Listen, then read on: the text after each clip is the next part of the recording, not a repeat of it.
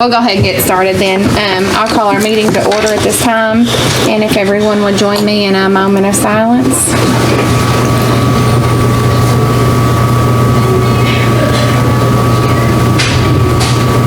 Thank you. Please stand and we'll say the pledge. I pledge allegiance to the flag of the United States of America and to the republic for which it stands, one nation, under God, indivisible, with liberty and justice for all. Thank you. You may be seated.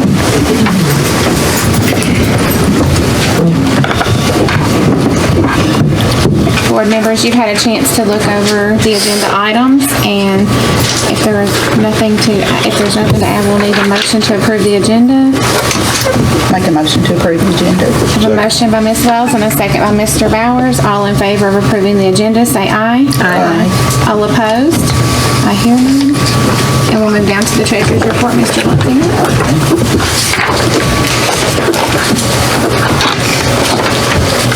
Thank you, Chairman Rager, board members. Turn that on.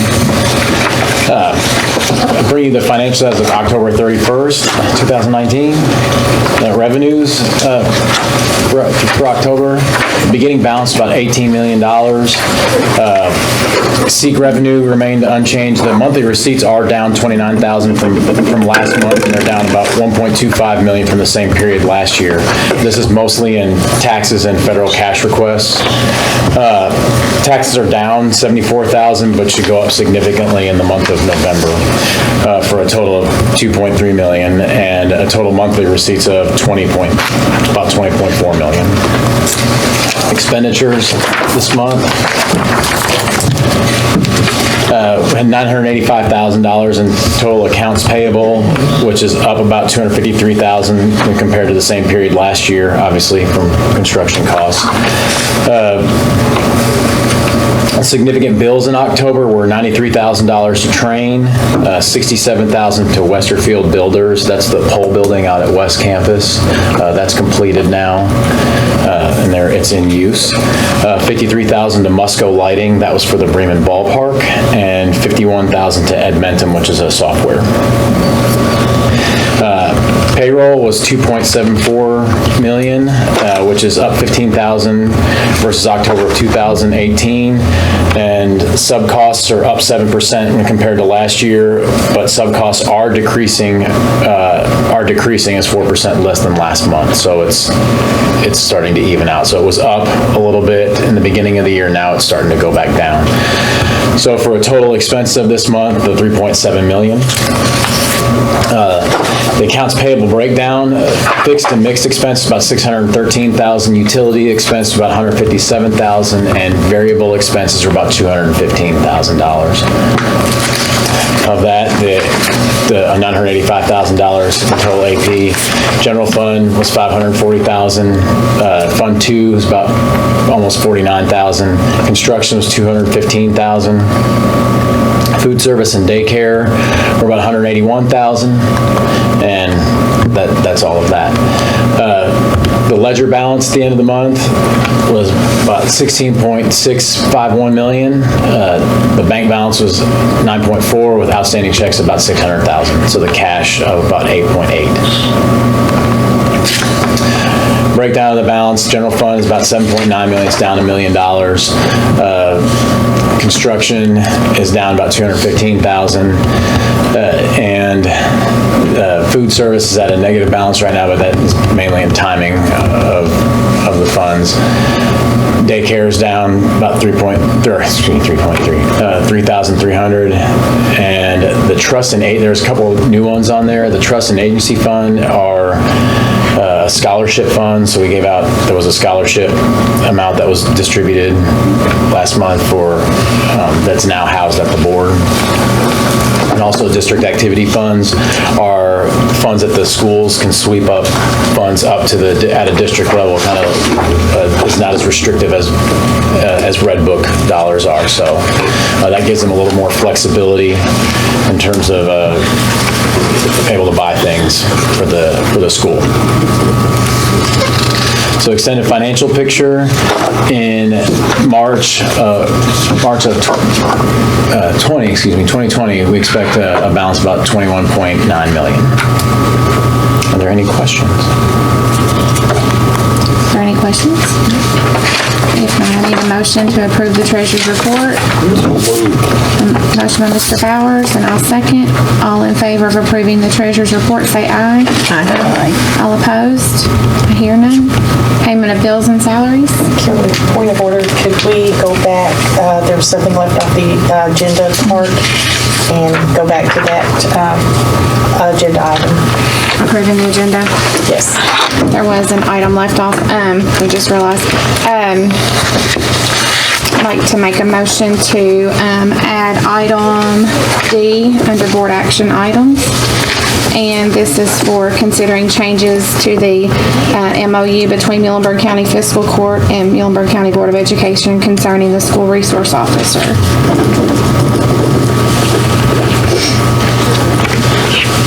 And I'll need a second. Second by Ms. Bard. All in favor of approving the agenda with the additional item D. Consider changes to the MOU between Muhlenberg County Fiscal Court and Muhlenberg County Board of Education concerning the school resource officer. Say aye. Aye. All opposed? I hear none. And I need a motion to approve the agenda with the additional item. Make a motion. A motion by Ms. Wells. Second by Mr. Bowers. All in favor of approving the addendum to the agenda, say aye. Aye. All opposed? I hear none. All right. Sorry. It's all right. Sorry. No worries.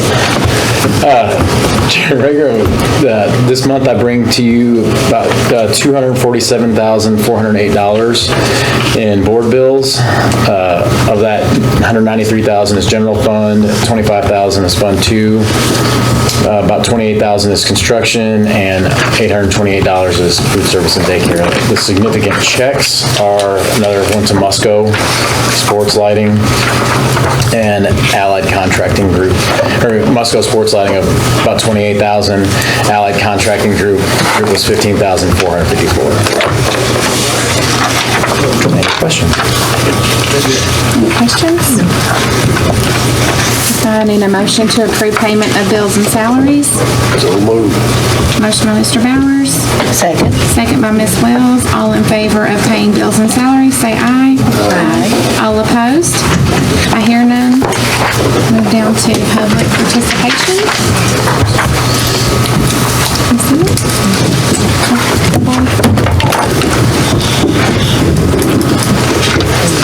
There's none, okay.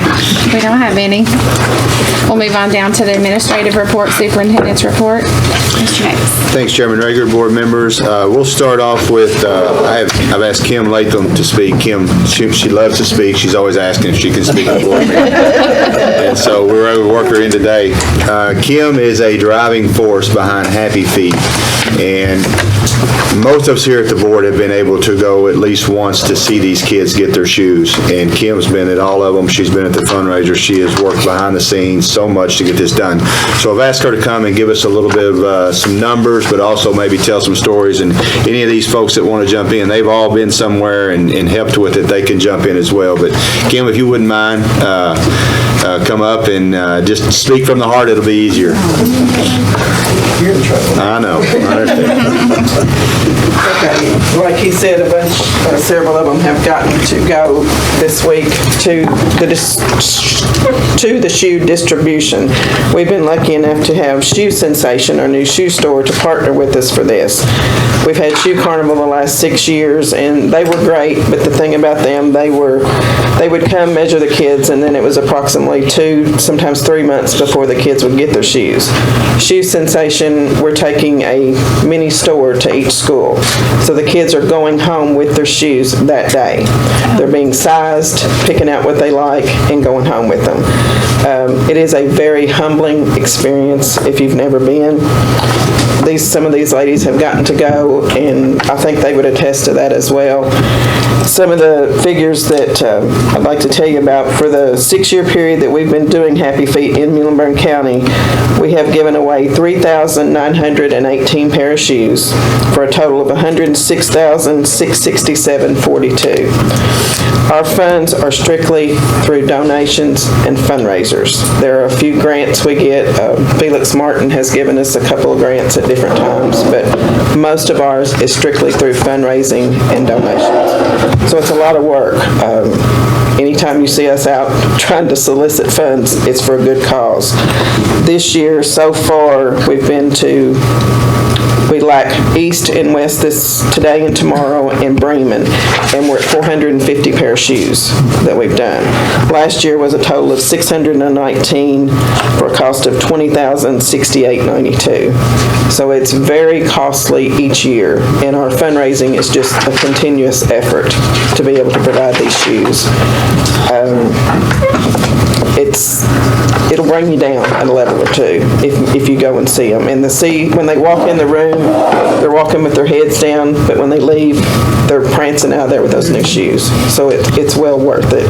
And I thank Mr. Davis for allowing these ladies to get to go and experience it with me, because I don't think they realized how hard I work at it to get the feel that I do, and I'm glad that they get to feel it too. So. And we don't always get out, the ladies here don't always get to get out into the schools enough. So occasionally they'll ride with Lee to some places that are, not great living conditions for kids and all, and, Lee deals with that all the time. And so it really just kind of keeps us focused on why we're here and what we're doing. But I cannot say enough about Kim. You remember Joe Cooper talking about the summer feeding program? This is Kim's version of that. And, the little fella, one of the little fellows that I saw, he wanted to know if they'd make him faster. He was 3 years old. And he ran, and he said they did. I don't know how fast he was coming in, but he was, and it's just one story after another. If you ladies want to jump in and say anything, you certainly can. Kim's staying away from some stories for fear, I'm sure, of getting upset, because some of them I had are one really... this morning that really brought me down, so I won't even go into that one. But we do provide them a pair of socks, because 3/4 of them will come in there either with no socks on or holes in the socks, or it's just something that if you all are able to go at some point, I wish you could go and visit while we do this, because you would be very blessed by it. Much appreciation, Kim. Thank you. And all the ladies that help. Thank you. And can I say something? Absolutely. When I was a teacher, I think it started maybe the year before my last year teaching, and one of the questions that I got continuously after the Happy Feet, Carla did at our school, was, when am I going to get my shoes? Every day, when am I going to get my shoes? And the day they got those shoes was a big day. And that's the difference. And go ahead. That's the This difference. year, them getting to go in and Yes. get them that day has made a huge difference. Absolutely. Because before they would have to wait. And it was constantly asking the resource people, when are we getting them? And now it's just been great to have Shoe Sensation be able to go and set up a mini store. And Shoe Carnival was great the first 6 years, but like I said, they would only provide maybe 4 different kinds. Right. So everybody knew that shoe. Well, this year, we've been blessed to have so many different options that not that many are having the same shoe. So it's worked out great that way. And another positive is if the shoes didn't fit the children's feet, then the Family Resource Center, people would have to get all those up, send them to central office, take them back to Evansville, get them traded out. It may take a little while for that process to happen. The kids may have to wait another 3 to 4 weeks before they got their shoes, and they were so disappointed because they didn't fit. And so this way you don't have, very many problems like that, because they're putting shoes on right then and taking them out. So that's another big plus right there. It's an awesome work. It is. Thank you, ladies. Yes. And if you'd like to stay for the rest of the board meeting, you're more than welcome. If you'd like to take your lunch now, that you're more than welcome. So, but thank you for coming in, Kim, and we appreciate all you ladies do. Thank you. Obviously, somehow 1 inch of snow in the middle of November cost us 3 days. And I think I did hear from Steve Sparks through Matt that he had actually a point. I'm like, why would it not go away? And something I hadn't thought of, there's still leaves on the trees. And so shade is hanging on longer. But it was finally on Thursday. I mean, Friday was even a little bit of a concern, and I do want to thank our bus drivers got out on their work day and got on their routes. And then the county road department was sending graders here and salt there, and I mean, or we wouldn't have gone Friday. So I do want to acknowledge that, and, that's going to lead to what Lee's going to talk about, but obviously it kind of is what it is. You're at the mercy, and the main roads are fine, and the back roads just, like I said, just wouldn't let go, about an inch of snow. So hopefully that's not an indication of what is to come. I've asked Eric to give a bit of a construction update, and then Carla, I think you went to a meeting at Bremen, an update this morning. Carla will talk about Bremen just a little bit. Thank you. In terms of the HVAC project, we're beginning to start to see the light at the end of the tunnel on it. They're almost done here in the central office with the heating portion of that. They're going to start doing walkthroughs in the first 3 weeks of December in all the schools to just start creating our punch list on everything that needs to be completed before we, pay out any retainage if there's, whatever's left in terms of that. There's a little bit of insulation on the cooling towers that they've got to finish up on the east and west campus, but otherwise it's starting to look really good. I mean, you can see the lighting in here. It's tremendously different. So in terms now for the ALC, the Renaissance Center, there is a temporary roof in place right now. The units that were damaged, the new units are here. However, there's some duct work that needs to be done, so we're working on getting possibly another estimate, seeing if a local person might be able to do it. Otherwise, we have someone from Madisonville lined up that can do that. Also, the roofing is, now the new roofing is in process, but the BG1 was just approved like a couple days ago, actually. They're still working with the architect in terms of making sure we're getting all the right things up to code now, because the replacement has to be to code, so. Normal grandfather then. Correct. So, and more than 50% of the upper roof was damaged, so it's going to be possibly a complete tear on that one as well. So, which is, I mean, it's going to be replaced off for the one deductible, but it's still it's a lot of work. And so I know both Alex and the Felix Martin folks over there are kind of chomping at the bit, wanting to get everything taken care of as quickly as possible. I spoke with them this morning and let them know, hey, winter's coming, so we need to get this going. So otherwise, it's on pace. Good deal. Thank you. Carla, anything this morning at Bremen?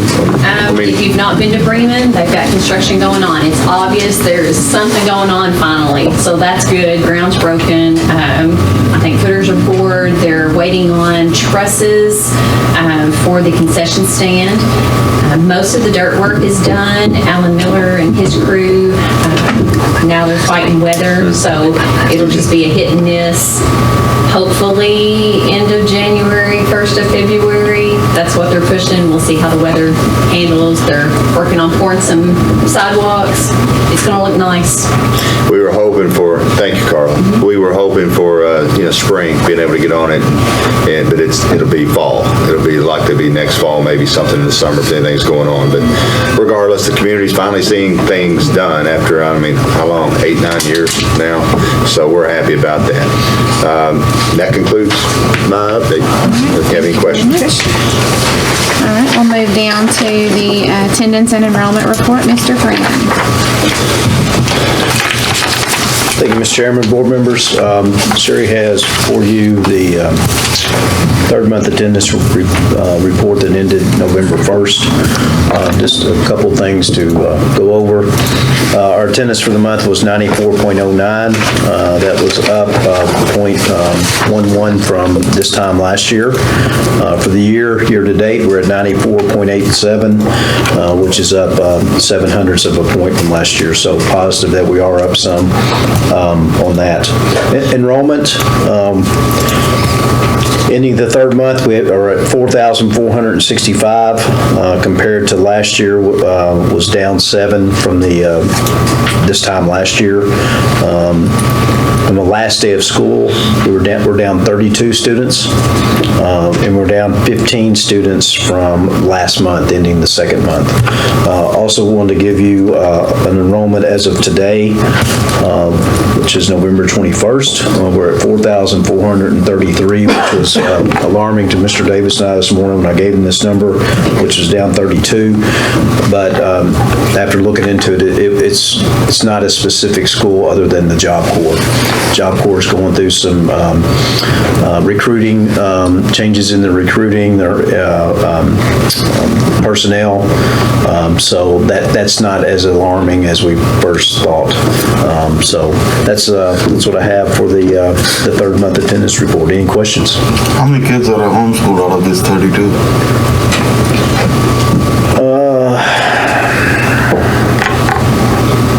Probably 10. I'd say 5 to 10. I think it was 24, 25 from Job Corps, those numbers, but there was a few that were homeschooled. Are you seeing any movement of the students coming back towards the end of the year? We do.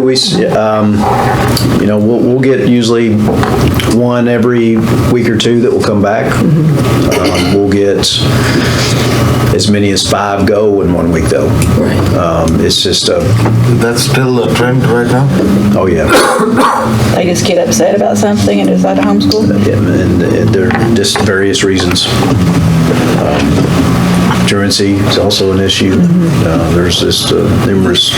I know it's statewide, but how do we stand compared to rest of the state? This with the region in our area, we're probably right on with our enrollment. We may be just a little bit higher, but nothing alarming. Not getting out of fashion or No. And when we look at, last I looked, it was like 435 or 453, one of those, but that also includes the 2 Christian schools here in the county. So, And that's been a concern. Actually, several of us, including Lee, will be meeting with Representative Prunty Monday morning, and this will be one of the things that we're concerned about. And it is a statewide problem. When superintendents get together, this always comes up. Not that there aren't good reasons and parents should have choice. I'm not saying that, but sometimes what Lee sees with these numbers, it's just really easy to go homeschool. So, we're concerned about the kids as well as losing kids, but also about the kids. So we don't know where that's going. Seems to be the immediate reaction, if anything. Sometimes, and I don't want to discount. We don't want to discount that there's times where it's best for a kid. Right. I mean, we understand that. So we're Those not. kids who are going home to get homeschooled, are the parents in favor of it? yeah, they'll have to be because they have to sign off because the kids can't do it What I'm themselves. saying is some parent would be upset doing it because they're forced into it by the child. I'm just saying, is it like a... And usually, and again, throwing out a percentage, you're probably looking at 40 to 60% that come back sometime and come back that year. And you'll have some that will come back the following year. So but usually it's like Ms. Young said, Ms. Will said, that's a reaction to something usually, and then sometimes they'll come back and sometimes they won't. When they come back, how are they progressive-wise compared to? Not where they need to be. So the 99% of the time. They're not where they need to be? No. If they leave and then come back? No. Did I hear you say the students are choosing to go homeschool when sometimes the parents aren't choosing that? No, the parents have to sign off. Right. Yes, What I was asking up there. If they're forcing their hand up. Yes. Yeah. right. Yeah, That's what I was getting at. they'll have an influence more so. But if they're 18, and then you get into they don't have to have their parents' permission, and usually at that angle, we usually try to push the move or Job Corps, at least, setting them up with the GED route. Right. Good thing you don't have a legal right at 14, we would be sitting here empty schools. It's 18, Age 18, they can make the decision. Hold your line, parents, hold your line.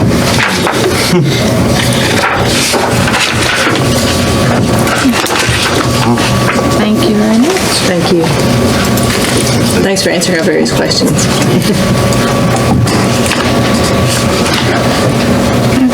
down to board action items, and the first one is item A, to consider amending the 2019-20 school calendar. Mr. Frank. Thank you, Mr. Chairman. Obviously, last week, the 3 weather days, we needed to amend this current year's calendar. Basically, by the board's authority, Mr. Davis has the right to claim a work day for staff, which he did on last Thursday, which was the 14th. So we'll just have the technicality of having you approve that for that day. The issue then becomes the other 3 student instructional days that we missed. So I bring forward you today that we make Thursday, December 19th and Friday, December 20th. Those would be in student instructional days. Those are actually makeup days in our calendar that we did for this year. So that would take care of 2 of the 3 days. And then the other day would be February the 14th, which is the first work day after the second semester.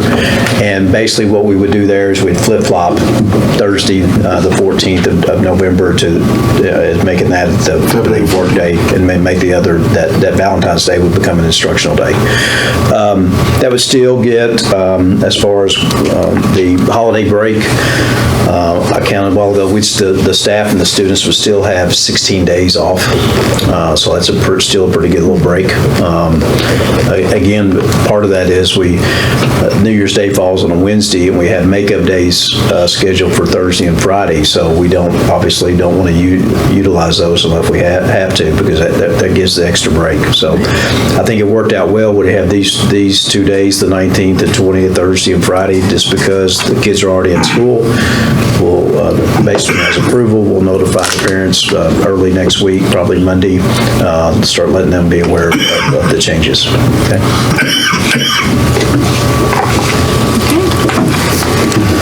Any discussion?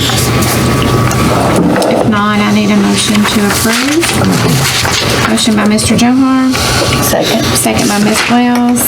All in favor of approving the school calendar to amend and make Thursday, December 19th and 20th, and Friday, February 14th, student instructional days, and Thursday, November 14th, the staff work day, say aye. Aye. All opposed? I hear none. We'll move down to item B, approving the 2020-21 school calendar. Mr. Frank. Thank you, Mr. Chairman. Again, this is a part of the process with our statute for our local board and the process for approving the district calendar. We've gone through that. This is the final step. We went through the process of approving the committee. Last month, we reviewed the calendar that is being proposed before you. And so today I ask you that you would recommend that you approve the 2020-2021 school calendar that was brought before you at the last board meeting.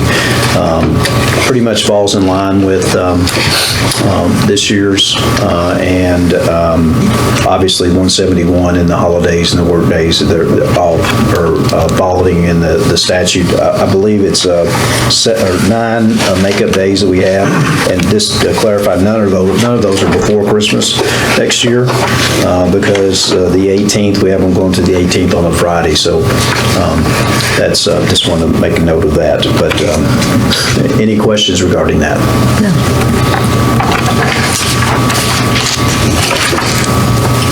Any discussion? If not, I need a motion to approve the 2021 school calendar. Motion by Ms. Bard, and I'll second. All in favor of approving the 2020-21 school calendar, say aye. Aye. All opposed? I hear none. Thank you. Item C, comprehensive district plan review and approval. Mr. Perkins. Thank you, Chairman Rager, board members. Each year, districts and schools across the state develop comprehensive improvement plans to guide their planning for the school year. These plans are based on the data received from state testing and are inclusive of numerous goals, strategies, and activities to support school improvement and, most importantly, student achievement. The value of a sound comprehensive plan lies in its ability to be changed as the need arises. Plans sometimes need to be only slightly amended or revised due to changing goals or practices.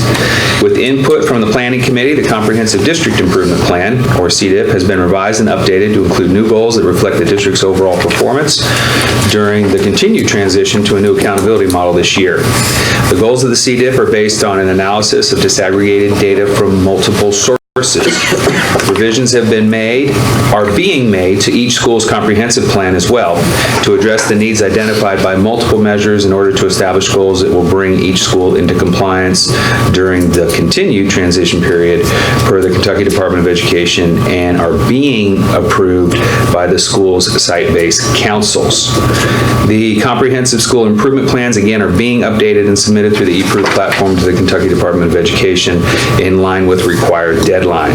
So the action recommendation for today, if you choose so, is really approving the district improvement plan and the process that is in place for the schools to meet the deadlines as outlined per KRS and through the approval process of their councils.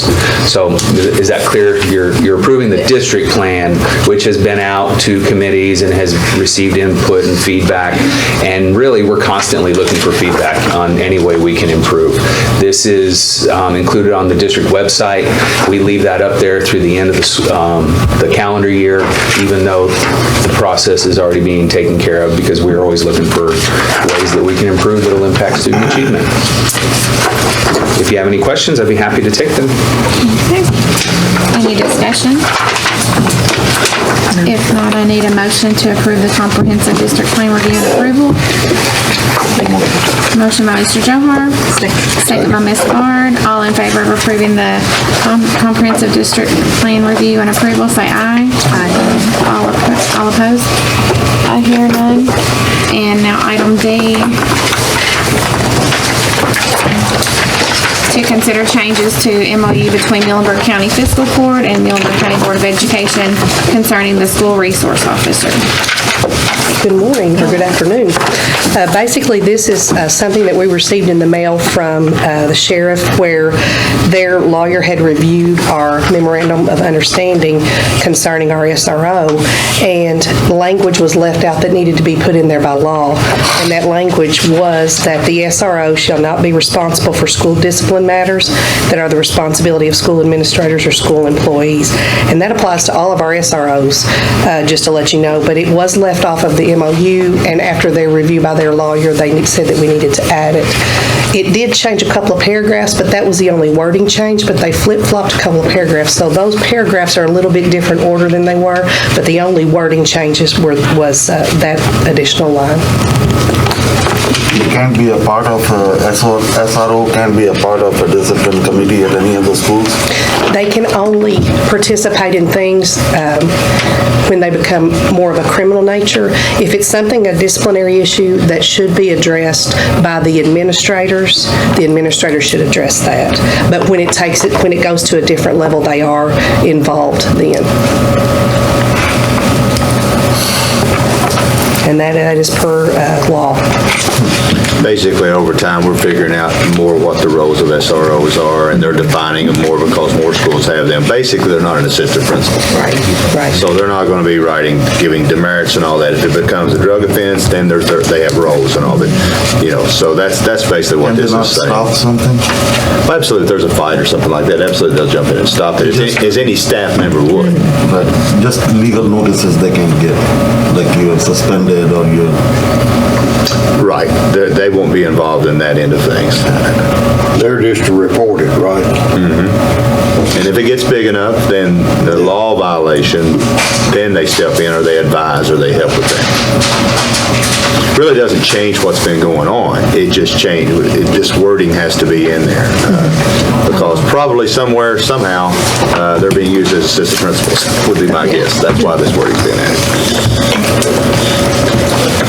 Any discussion? If not, I need a motion to approve the changes to the MOU. Make a motion.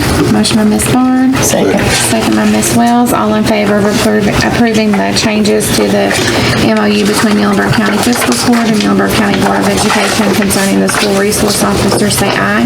Aye. All opposed? I hear none. We are down to the board consent agenda items. I've had a chance to review all of these in your e-meeting. Is there any discussion? No. So this is to approve the minutes of the prior board meeting, consider leave of absence, facilities use agreement, fundraising request, and field trip request. I make a motion to approve the board consent agenda, and a second by Mr. Johar. All in favor of approving the board consent, say aye. Aye. All opposed? I hear none. And a motion to adjourn. Second. Motion by Mr. Johar, second by Ms. Bard. All in favor of adjourning, say aye. Aye. All opposed? I hear none.